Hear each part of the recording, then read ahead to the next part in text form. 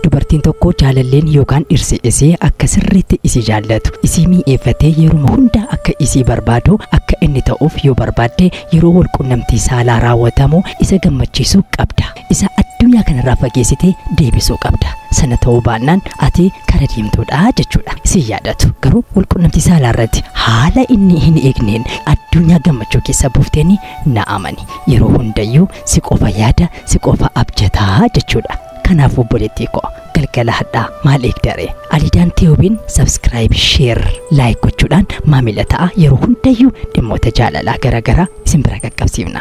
Kunooti odeeffannoon keenya hadhaa yeroo hundayyuu qophooftuu ta'i. Wal qunnamtii saalaatiif dubartiin of qopheessitu filatamtuudha. Qaama ho'isuu wal qunnamtii saalaan dura taphoota adeemsifaman irratti hirmaachuuf of qopheessutu sirraa eegama. Sana ta'uu baannaan callistee jala ciifta taanaan ati namaa miti du'aadha jechuudha.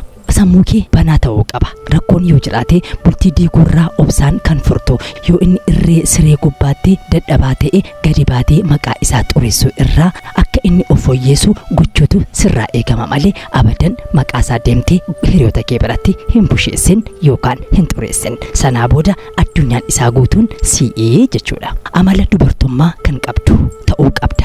Qabxiin kun murteessaadha. Waan dubartii tokko irraa eegamu kan raawwattu akka dhiiraa humna fayyadamuu osoo hin taane sagalee dhageessisuu maqaa isii waamuu wal qunnamtii saalaan dura mana bareechuu nyaata qopheessuu fi haala mijataa wal qunnamtii saalaatiif kakaasuu uumuutu sirraa eegama. Sanaa booda si jaallataa jechuudha. Eeyyamamtuu yookaan fiqaada qabaachuu qabda. Akka inni godhe kan taatu wantoota harawaa yaaluuf kan of qopheessitu tooftaa dur raawwattee hin beekne yeroo inni yaalu eeyyamamuu fi gargaaruuf dubartiin tattaafattu yoomiyyuu dhiiraan ni jaallatamti.